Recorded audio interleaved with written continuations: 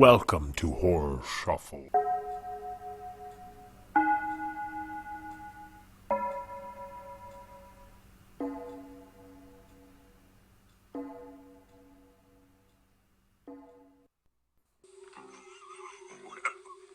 Whoop-de-goddamn to do. What do we have here?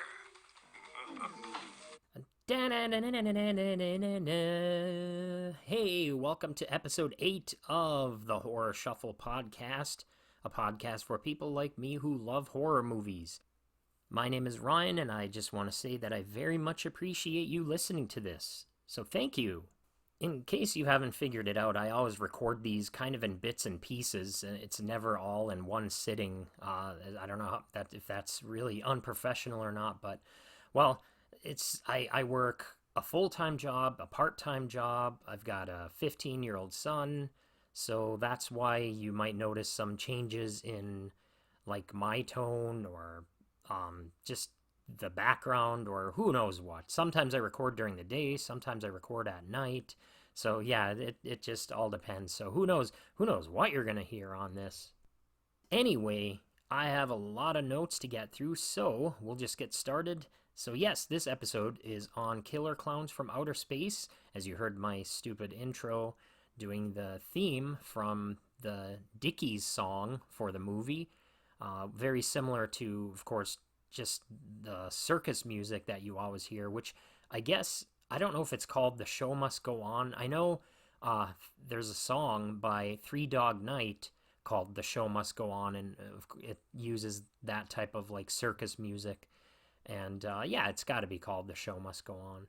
But yeah, by Three Balloon Dog Night. But anyway, Killer Klowns from Outer Space was released in 1988. It was written and produced by the Chiodo brothers and directed by Stephen Chiodo, one of the aforementioned Chiodo brothers. So the Chiodo brothers are a special effects team, and they really are brothers. They worked on such movies as Ernest Scared Stupid, Critters, UHF. They did the Large Marge animation segment in Pee-wee's Big Adventure. They worked on Team America.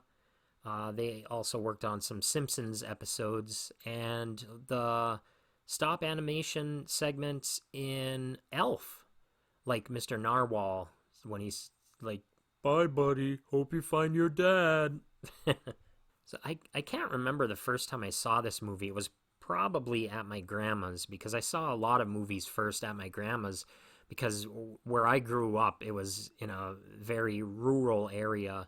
And not that my grandma lived in the big city or anything, but where she lived, they were able to hook up to cable, and we couldn't. In fact, in my hometown, they still don't have cable there. Everybody has satellites or, of course, internet. Well, I guess that is satellite. Shut up. Who cares? You're stupid. Anyway, Grandma had cable. So, yeah, that's where I've watched Simpsons, X-Files, and all kinds of good cable shows, and Beavis and Butthead, and it just takes me back. Like, when I hear people talk about these older movies and how, like, oh, it doesn't hold up, I don't really ever feel that way, because when I start watching a movie that, just looks like has that feel of, like, being made in the 80s or 90s, it takes me back. I'm suddenly at my grandma's house again, watching these movies on WGN or TBS or, of course, USA Up All Night. Or Saturday Nightmares. Remember that? That was awesome.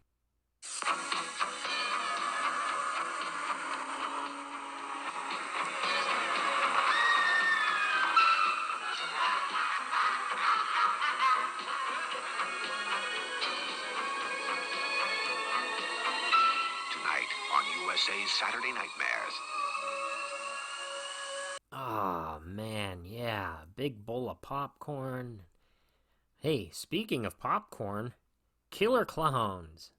So the first thing we see, of course, is the great MGM lion, which is we had also in the Amityville horror episode.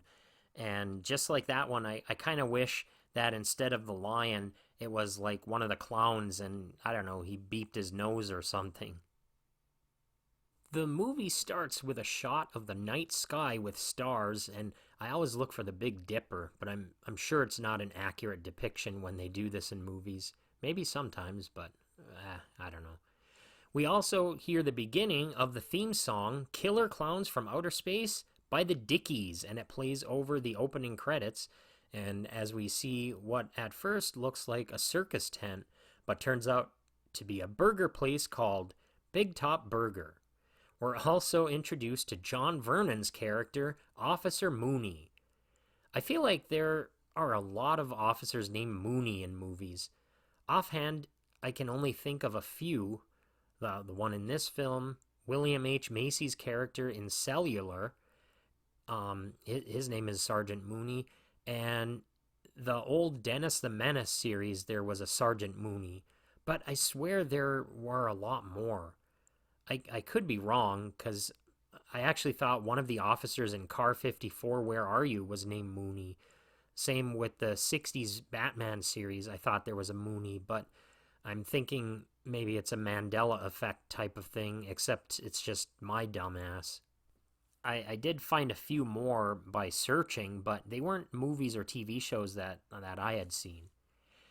Alright, Sergeant Mooney, as I said, is played by John Vernon. He is also the Dean in Animal House, Captain Fletcher in The Outlaw Josie Wales, which for some reason I always want to say The Outlaw of Josie Wales, which doesn't make any sense, but I don't know.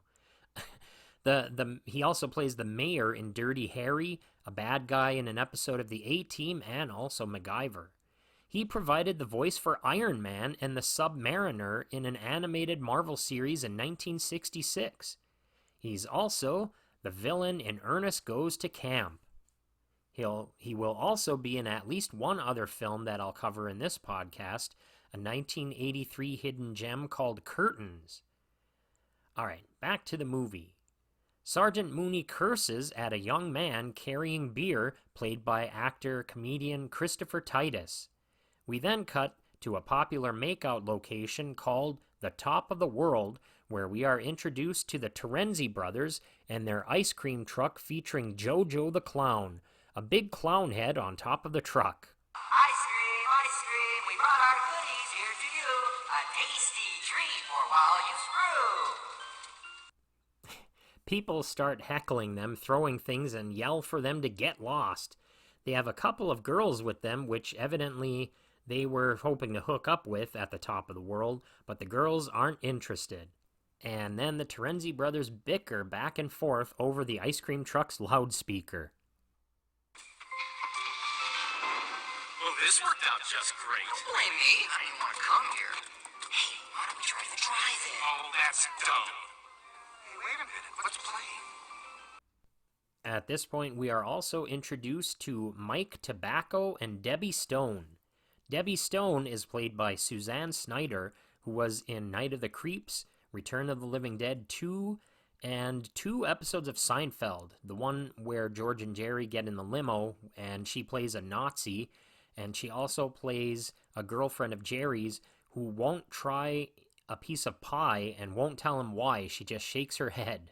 Mike Tobacco is played by Grant Kramer, who will play another character in a movie I'll do for this podcast, New Year's Evil, and he was also on Young and the Restless years ago.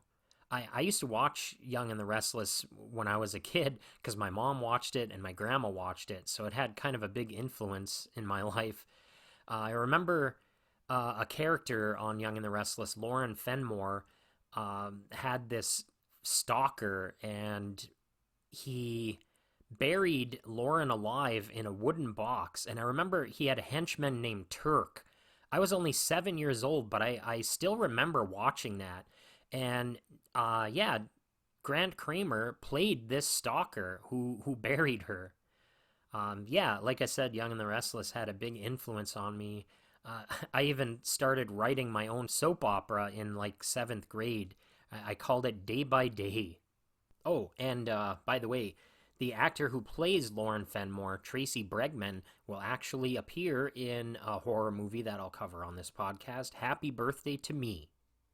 So the characters of Mike Tobacco and the Terenzi brothers were named after actual friends of the Kyoto brothers. Mike and Debbie are sitting on an inflatable raft in the back of a GMC Jimmy 4x4. In the DVD commentary, the Kyoto brothers said this raft belonged to the real Mike Tobacco, and he got lost at sea one time on it, and his dad was so angry when he returned that he stabbed it a bunch of times so he wouldn't do it again. I think you can actually see a bunch of patches on it at one point. I actually used to sleep on an air mattress, and I think I ended up patching that thing like 17 times. Anyway, as they're laying there and they start making out, a comet or something flies over them and lands off in the distance. Another person sees this as well, a farmer named Jordy Verrill. Oh, wait. Sorry, that's Creepshow. Wrong movie. You luckhead? No, Farmer Gene Green. Not to be confused with football player Mean Joe Green or wrestling's Mean Gene Okerlund. You know, actually, hold on. I think I am right. I think the movies mixed up the names. 'Cause really, this guy looks more like a guy named Jordy Verrill. Am I wrong? And if you know what happens to Stephen King's character in Creepshow, Gene Green is definitely an appropriate name. Well, no matter.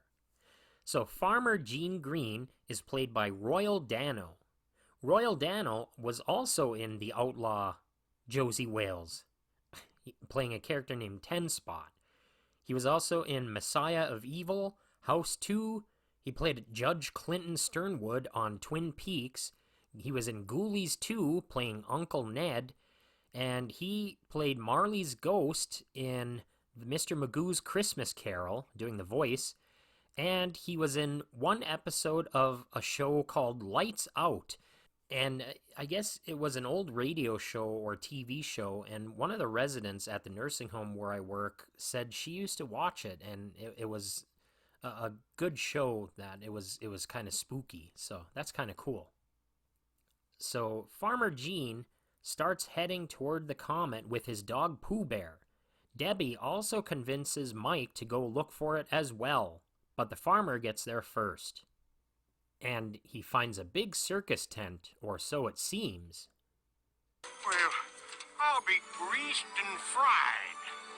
What in blue blazes is the circus doing up in these parts? Yeah, I love the circus. Come on, maybe we can get us some free passes. Oh man, this guy is great. Imagine him reading to you at night. Pooh Bear is great too. I really wish they were both in this movie longer. As they walk along the supposed tent wall, Farmer Gene's shadow is actually the silhouette of one of the clowns, which uses its clown magic to make a hole in the tent and catch Pooh Bear in a net. The farmer turns to find Pooh Bear gone, and the bandana that was on the dog is left in his place. Farmer Gene understandably goes John Wick and punches the tent, which hurts his hand, and yells and grabs onto the wire or tent pole thing and gets borderline electrocuted. What in tarnation's going on here?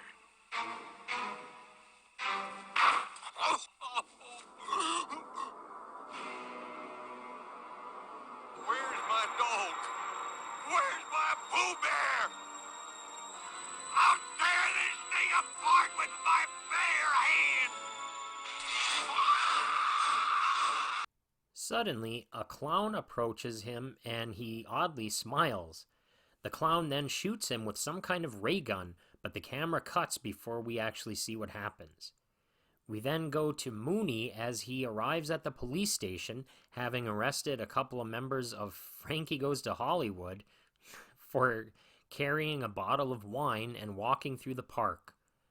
I don't know if they actually look like Frankie Goes to Hollywood, but they just look like incredibly 80s, like some kind of members of some kind of group from that era.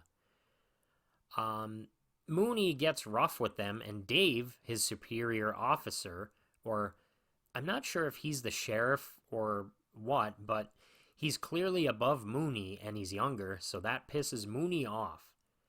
Maybe Sheriff Dave is played by John Allen Nelson, who was in the very first episode of Quantum Leap. Now, some might say that his acting in this scene could be better, but it kind of makes sense in that he might just be intimidated by the curmudgeonly veteran cop. I'd also bet that John Allen Nelson was a little intimidated by John Vernon. So the two wine-wielding punks are jailed, and then we cut to Mike and Debbie. I almost said Mike and Linda, one of the couples from The Mutilator, a.k.a. Mike and Debbie find the big circus tent that Farmer Gene Green found. They find an entrance and enter the supposed tent, which, of course, we later find out, if you hadn't already figured it out, that this is their spaceship. The interior consisted of removable and interchangeable parts that the Kyoto brothers would reassemble to make each room or corridor look different. I think they did a similar thing in the parking garage episode of Seinfeld. Or, no, actually, I think they used mirrors to make the set appear more vast. In any case, it's all evil Hollywood trickery. Mike and Debbie find themselves in some kind of energy chamber or something that looks like it powers the ship or even the Klowns. I'm actually surprised this room and the big plasma globe thing didn't play a bigger role in, like, stopping the Klowns. Like, it almost seems like that is the room they would have to blow up to,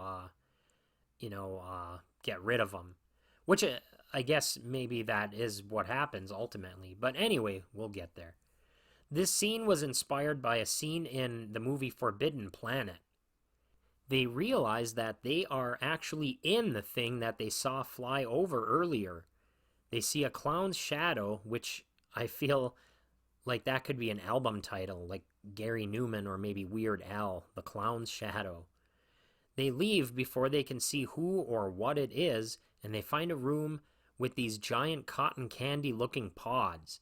They also kind of look like giant pink Lucky Rabbit's feet keychains. There's also a giant popcorn popper. Mike goes to take a piece of the cotton candy, and they find Farmer Gene's face. The Kyoto brothers explained in the commentary that the cotton candy cocoons gelatinize the people inside so that the clowns can drink them. I find it amusing that Farmer Gene is played by a guy named Royal, and of course there is a brand of gelatin named Royal. Behind Farmer Gene's cocoon, you see a smaller cocoon that contains poor Pooh Bear. A clown comes in with another cotton candy cocoon and hangs it up and adjusts some controls by the popcorn maker. By the way, I paused this to look up and watch the Mad TV John Madden popcorn popper commercial. Then, of course, the Bug Zapper Only the Bugs Are Deers Instead commercial. Both of them are on YouTube. I highly recommend you check them out.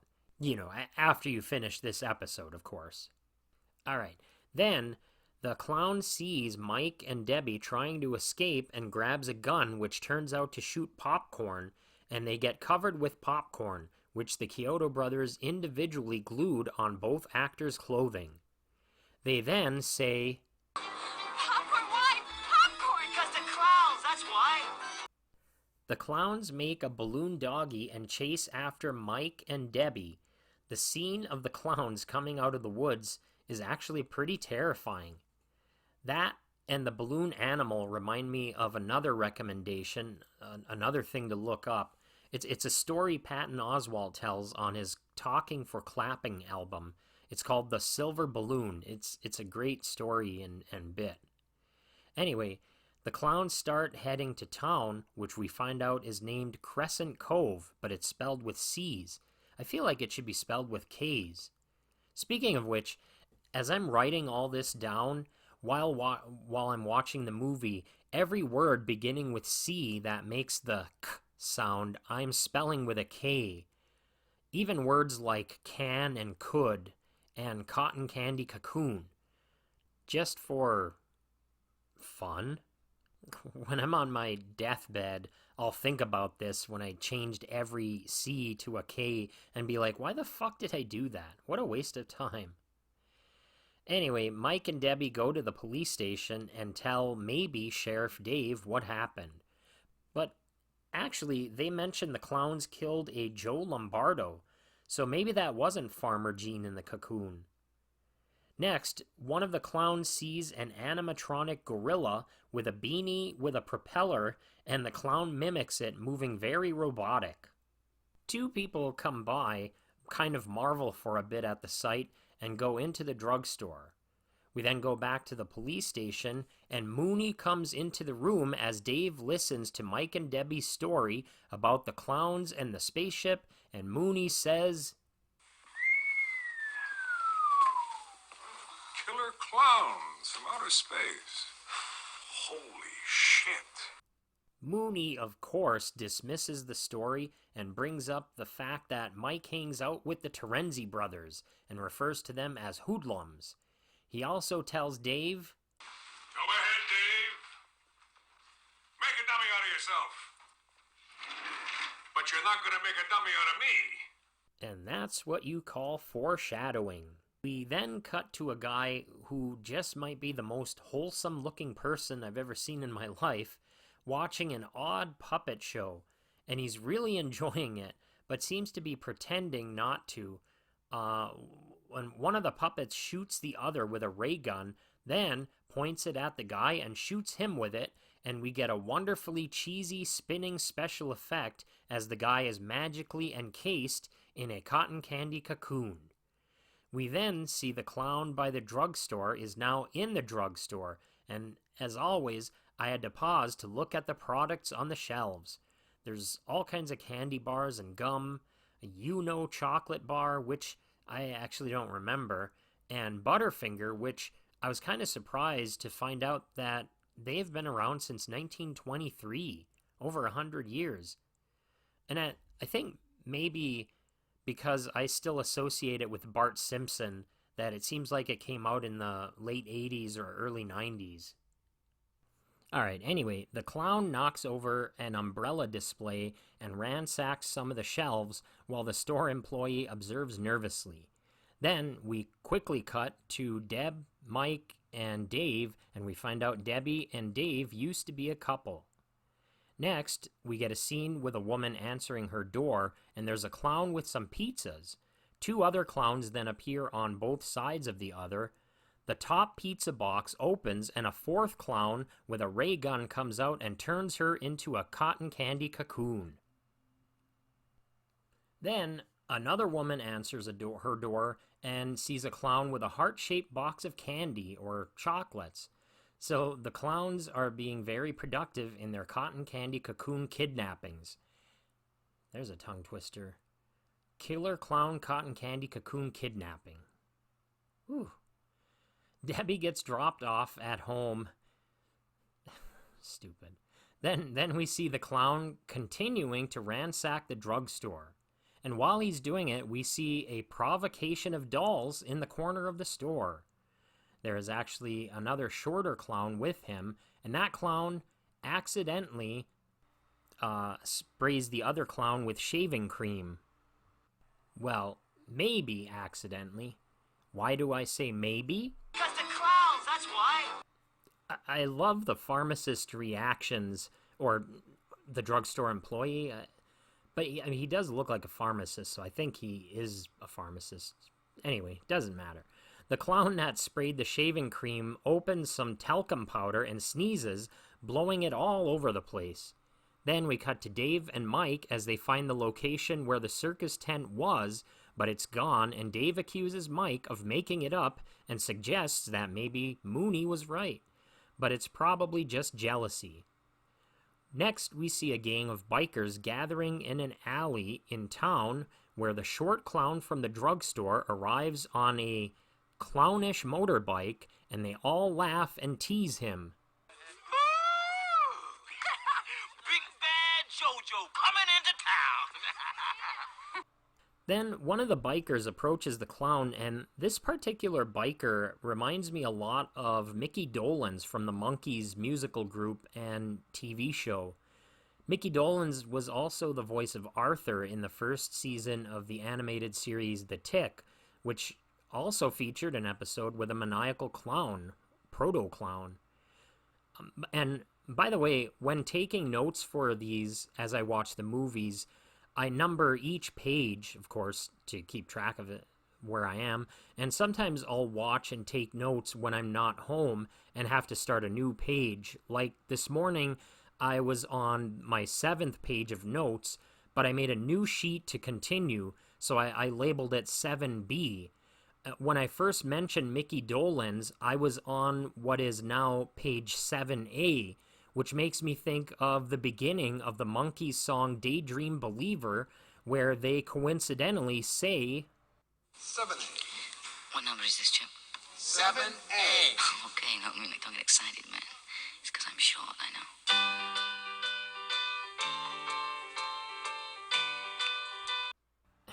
know. Anyway, the Mickey Dolenz biker approaches the clown and asks if he can take a ride on his bike. The clown says no. Well, actually, he says. Then the biker asks if he can beep the horn. Red horn.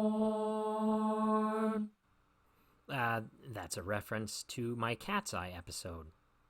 So the clown allows him to beep the horn, but the biker then smashes the clown's bike to pieces, and another biker says, Should have let the man ride his bike. which will be a contender for my favorite line in the movie. We'll see at the end of this. The clown cries, bringing to mind the unreleased Jerry Lewis film, The Day the Clown Cried. And then he flies up into the air, and then the clown comes back down wearing boxing gloves, like Sonny Liston, and saying, "Put up your dukes." The Kyoto brothers said that they actually had nicknames for all of the clowns, and this one's nickname was Shorty. It's because I'm short, I know. The clown starts shadowboxing, and the Mickey Dolenz biker says, What are you gonna do? Knock my block off? and the clown punches his head right off, and we see the head land in a garbage can. By the way, Mickey Dolenz and the other Monkees starred in a movie in 1968. The name of the movie? Head. It was co-written by Jack Nicholson and features boxer Sonny Liston. Apparently, the movie was named Head so that if they made another film, they could say, "From the people who gave you head." You know, the more I think about it, Mickey Dolenz should have played this biker. Because in 1956, he starred in a show called Circus Boy. Oh, wait. One more thing about the movie Head. The choreographer for the movie was Tony Basil, who of course is known for this song.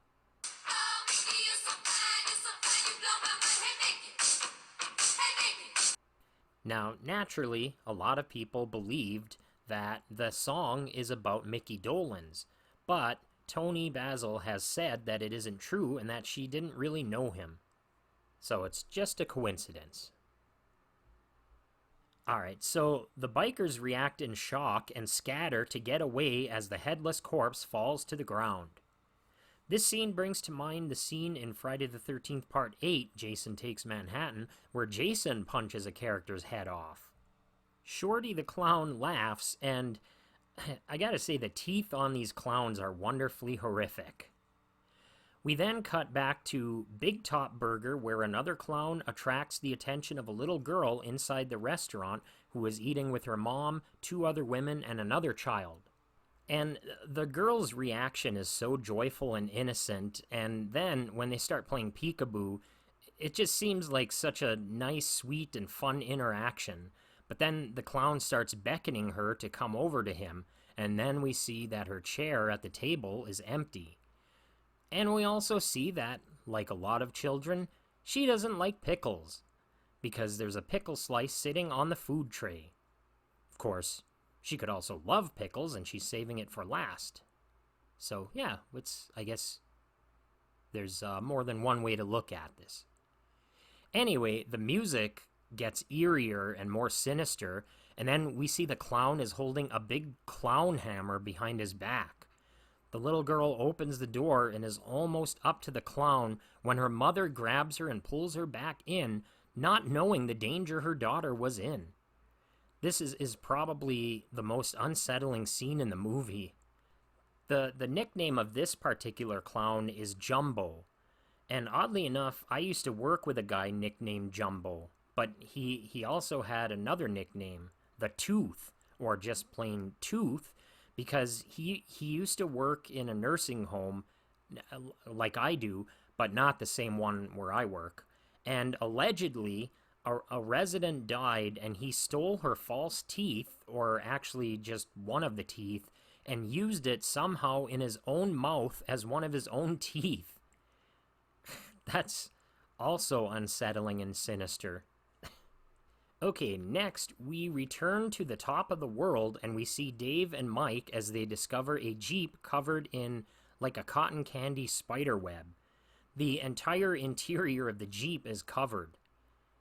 In the commentary, they said that this stuff they sprayed inside of the Jeep, which was borrowed from a local dealership, and it ruined the interior and cost the Kyoto brothers like $3,000 to replace.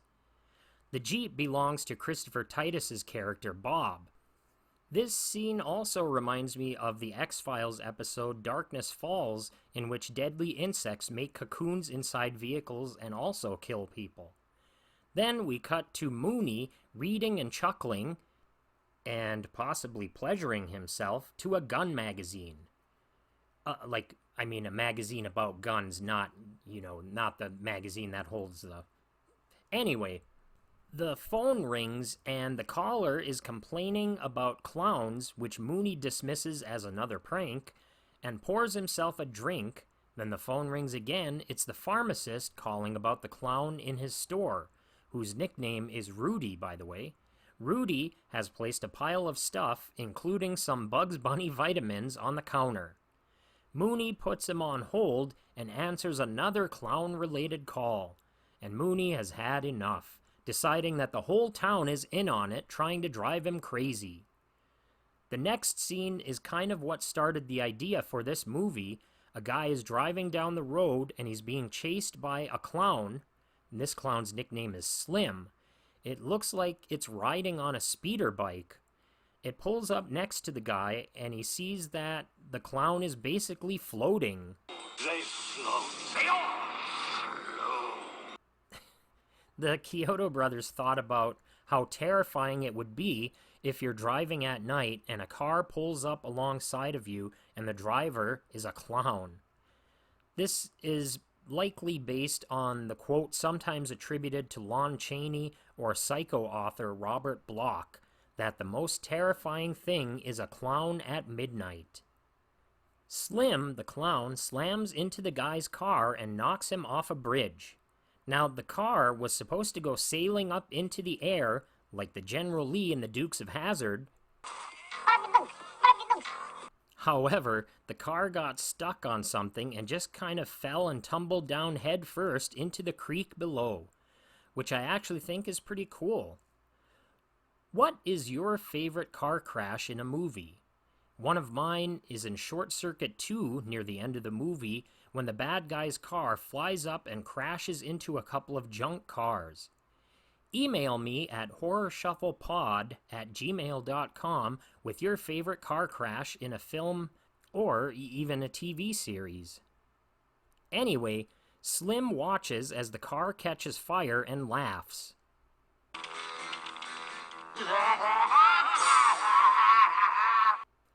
It's actually a great laugh. What's your favorite laugh in a movie? Email me at horrorshufflepod@gmail.com.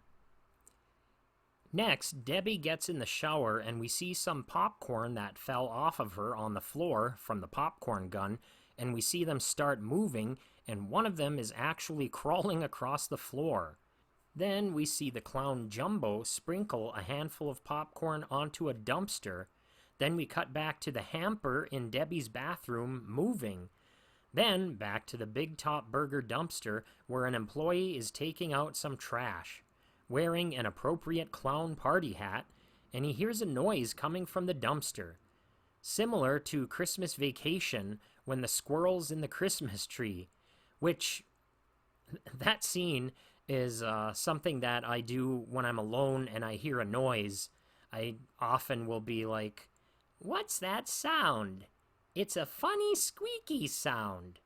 And then, of course, I reply to myself, "You couldn't hear a dump truck driving through a nitroglycerin plant." Ugh, William Hickey, one of the greatest voices ever. Anyway, the guy gets pulled into the dumpster, but we don't see what happens to him. We then see Slim, and he starts putting on a shadow puppet show on the side of a building for a small group of people waiting at a bus stop. He makes a rabbit, then an elephant, then the most ridiculous one, George Washington and his men crossing the Delaware River. This happened, of course, on Christmas Day, coincidentally, and they took the Hessian soldiers by surprise. The Hessians were German soldiers fighting for the British and were probably like, "Was ist das für ein Klang? Es ist ein komisches quietschend Geräusch." And then, of course, another soldier replied, "Sie können nicht hören ein Muldenkipper fahren durch ein Nitroglycerin-Fabrik." Hey, where else are you going to hear a terrible William Hickey impression in even more terrible German? Oh, just wait till the Puppet Master and Tales from the Dark Side the movie episode. Maybe I'll even cover Nightmare Before Christmas. Oh, what the hell? Maybe I'll cover Christmas Vacation. Maybe both of them simultaneously. Nightmare Before Christmas Vacation. Alright, shut up. Back to Killer Klowns. So the clown is doing the shadow puppets, and Dave and Mike see this as the clown is doing a lady dancing, which then turns into a T-Rex with a glowing red eye, and the shadow swallows the spectators, and the clown places the people who have evidently shrunk, or who knows, whatever. The clown got him. Mike grabs the wheel and steps on the gas from the passenger seat to try and hit the clown, but the clown flies up, just like Shorty did, with the biker gang, and they nearly crash into the building. Dave calls Mooney on the police radio and tells him that the clowns are real, and Mooney is not having it. Dave heads off to the station, and Mike gets out to go with the Terenzi brothers, who they see chasing their ice cream truck. Mike tells them what's going on, but they don't really believe him, but they do agree to take him over to Debbie's by telling them Debbie has two beautiful roommates with big boobs and that they both like ice cream. We cut to Mooney again, puffing on his cigar and just letting the phone ring.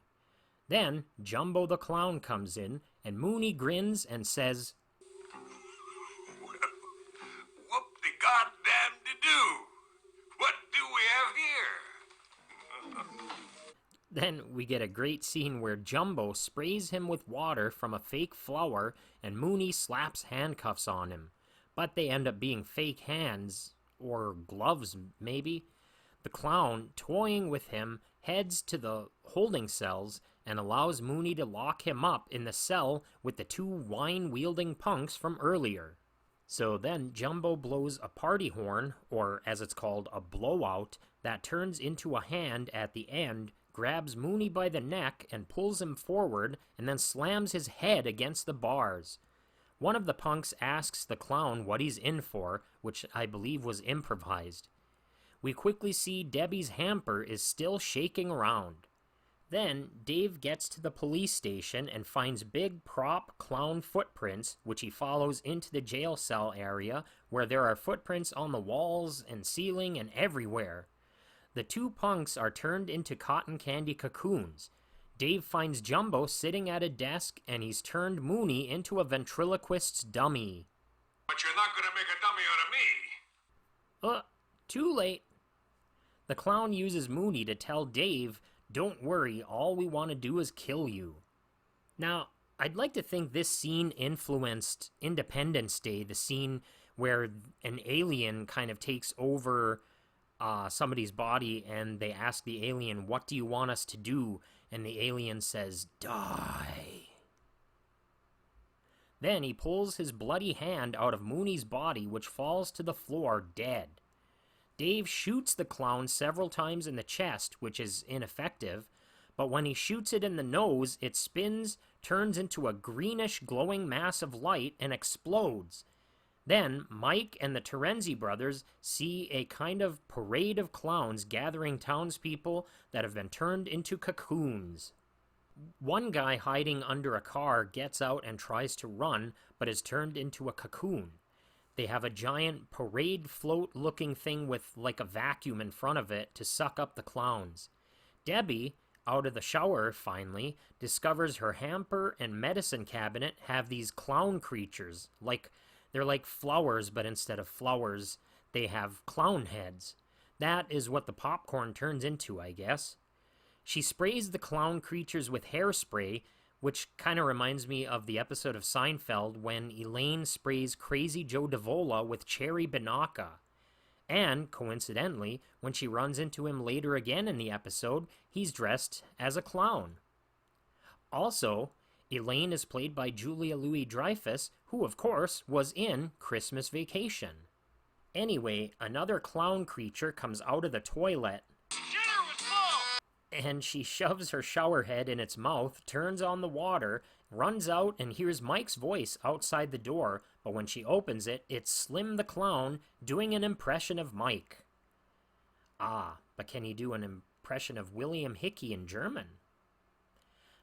I should say, I don't mean to imply that my impression is at all good. I just often try to talk in his voice. It's one of the million stupid things I do. Anyway, Debbie then goes to the window and opens it and is about to climb out or jump, but 4 of the clowns are below with tiny little firefighter hats on, and they're holding a trampoline ready for her to jump. It's a very Looney Tunes kind of moment, which I always appreciate. She is then captured and put into a balloon by Slim. Rudy and another clown, Bibbo, are also there. Mike and the Terenzis see Debbie in the balloon as the clowns leave in a clown car, and they go after them. Dave sees Debbie in the balloon as they go by, and he chases after them also. So Dave ends up crashing into the back of the ice cream truck and joins them as they head to the amusement park where they figure the clowns are taking Debbie. Then a security guard watches as 5 clowns, Slim, Rudy, Bibbo, Shorty, and Chubby, all get out of the car. Then suddenly they are all holding pies, and the security guard kind of seals his fate when he asks them, What are you going to do with those pies, boys?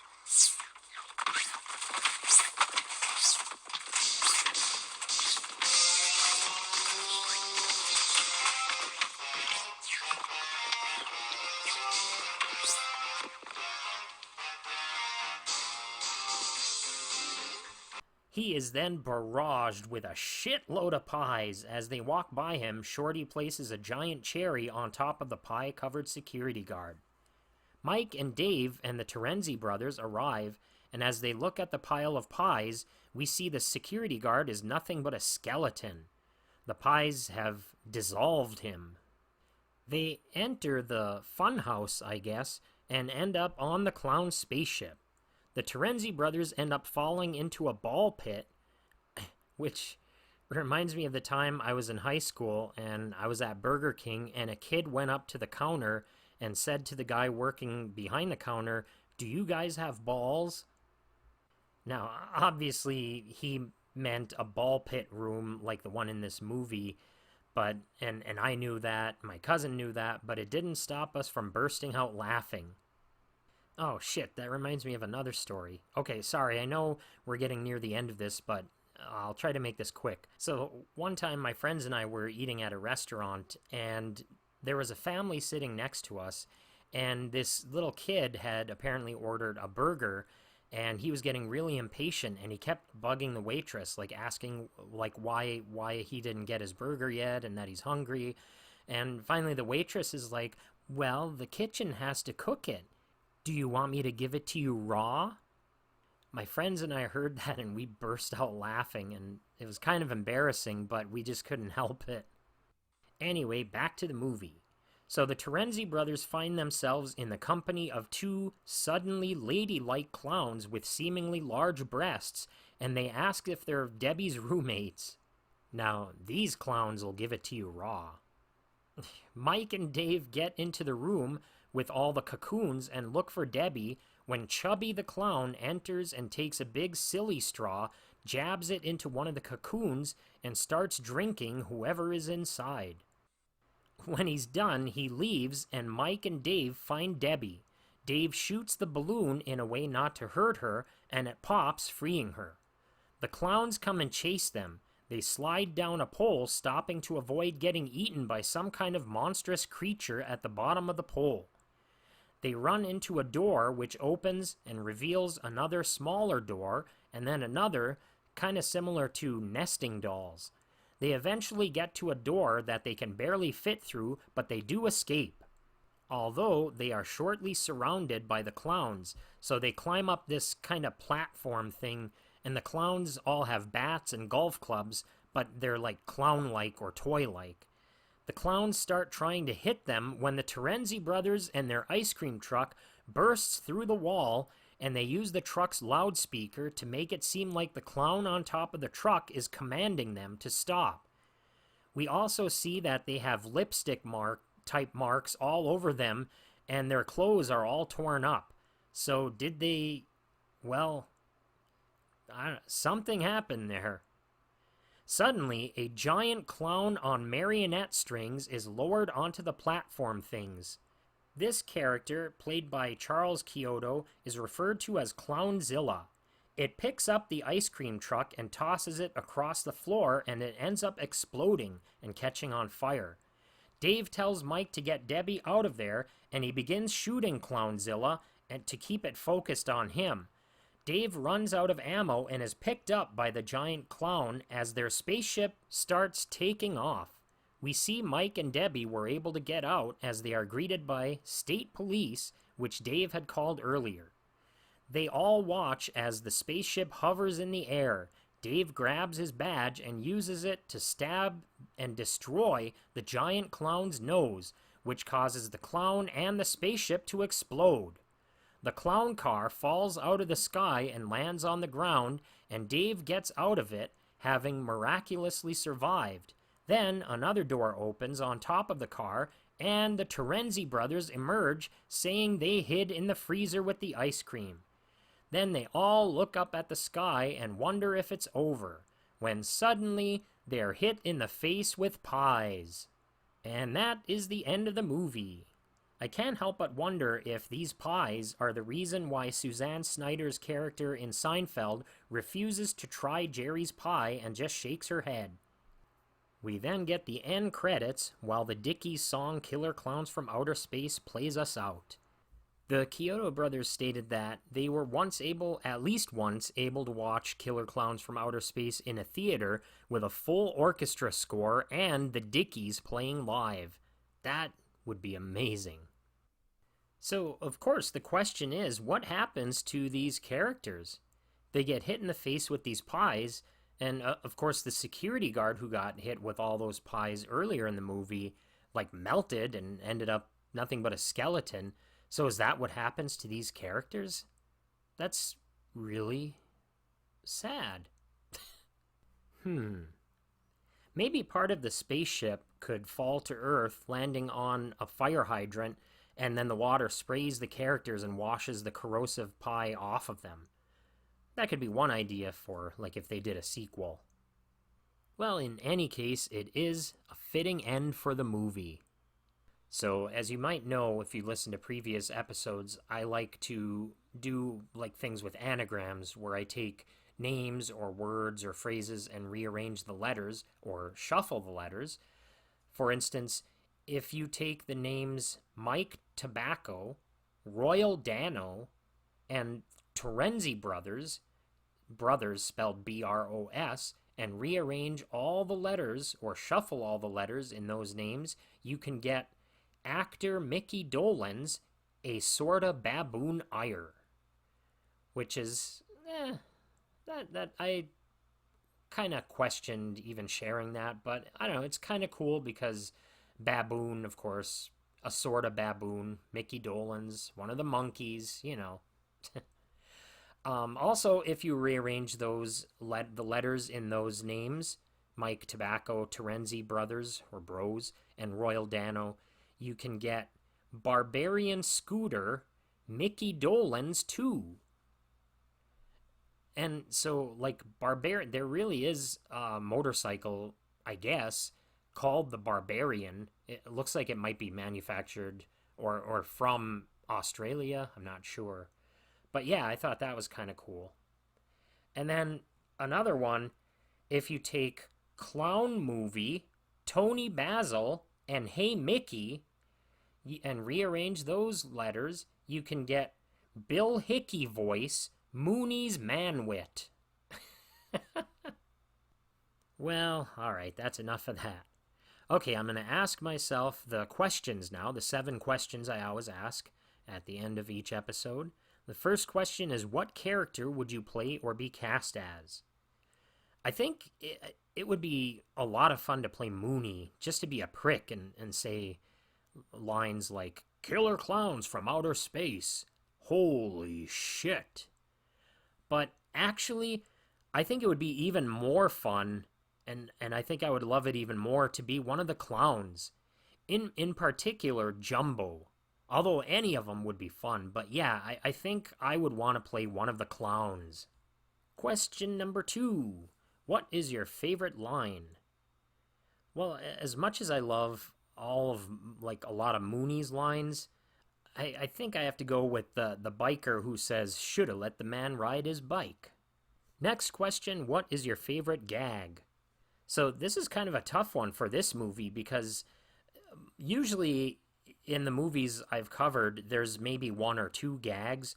But this movie, I mean, there's so many gags, so it's really difficult to pick.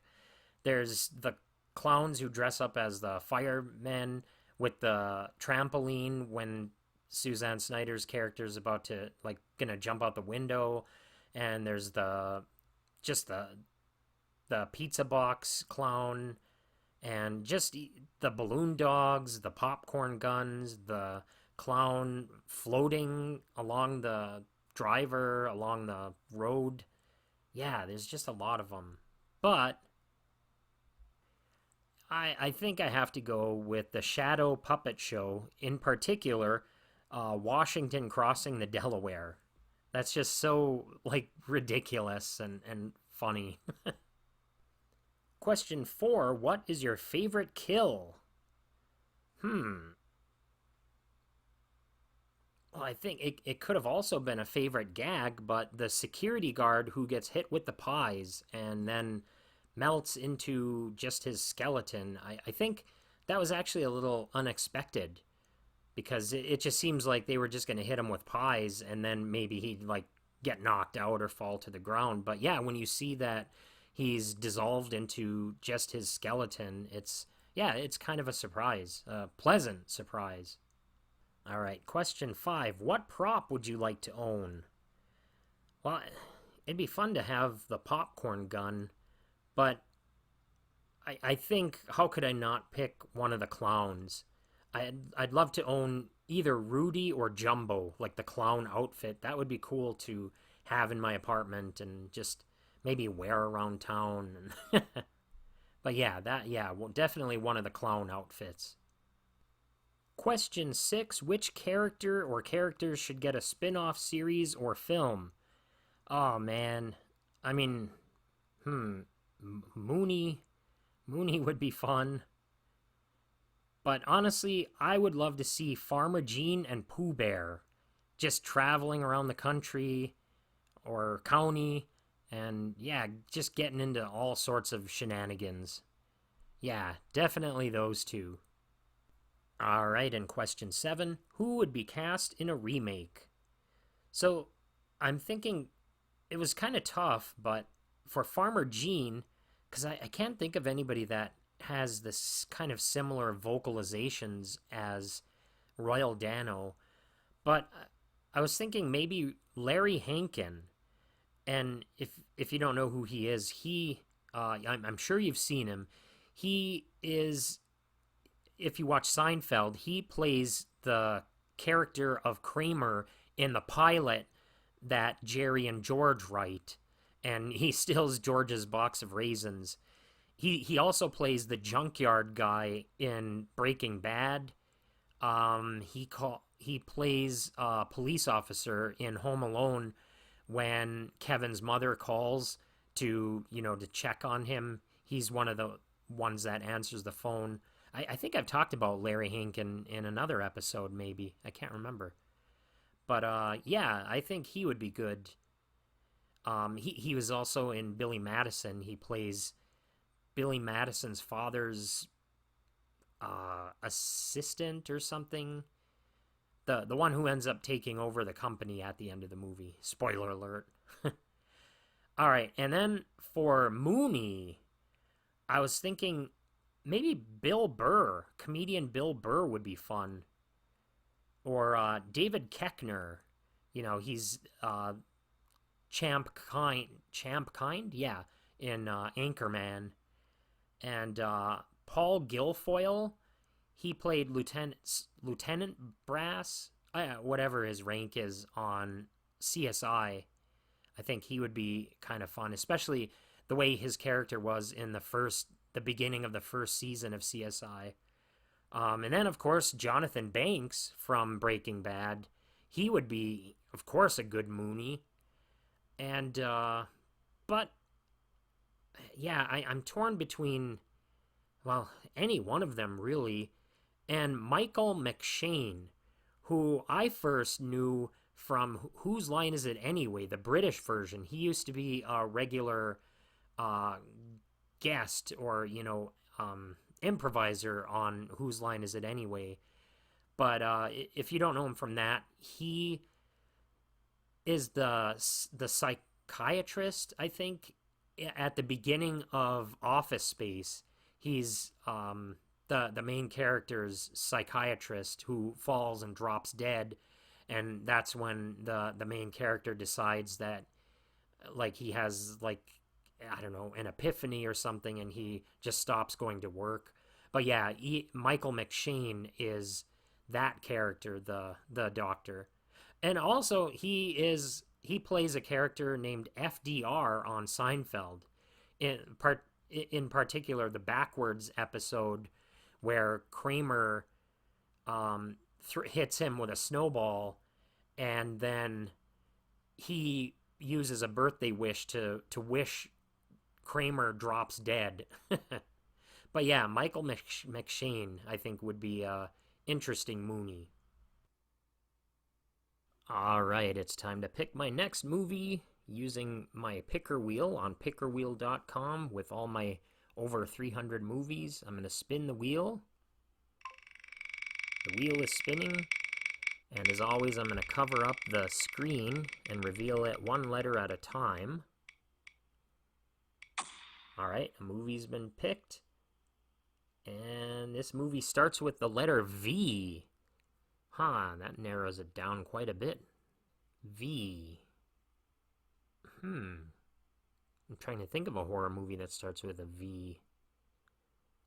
Oh, Vacancy. That might... There probably aren't too many. That might be the only one.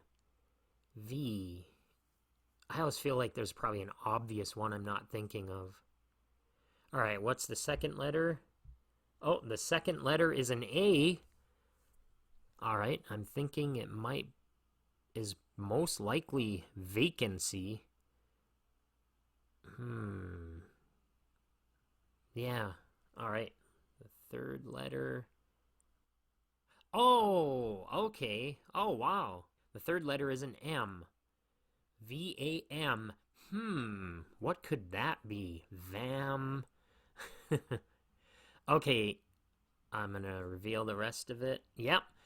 The next movie is Vampires. Actually, John Carpenter's Vampires.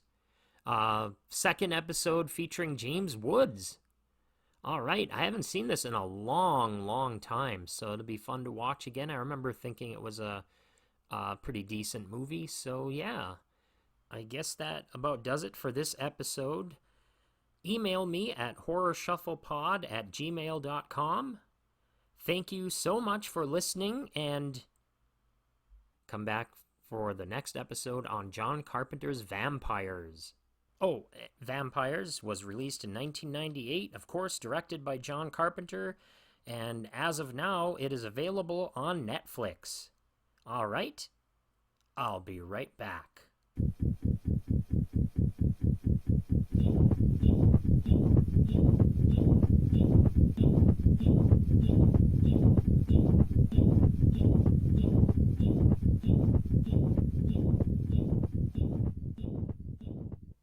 Hey, welcome to episode 8 of the Upside...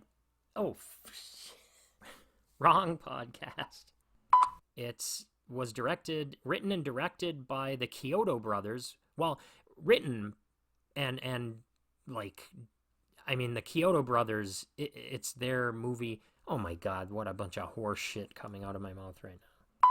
They bicker back and forth over the ice cream truck's loudspeaker, which... Speecher. The Klowns make a balloon doggy and chase after Mike and Linda. Or, god damn it, Mike and Debbie. Next, Debbie gets in the shower, like my upstairs neighbor right now. I don't know if you can hear that.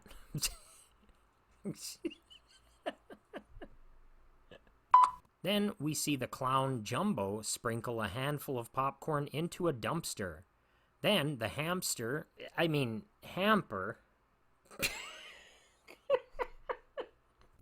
Perhaps this is the reason Studio.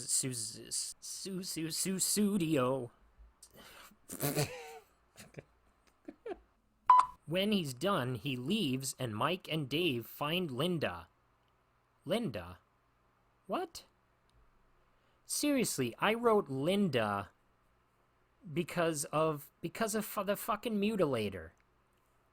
I keep calling her Linda. Oh my god.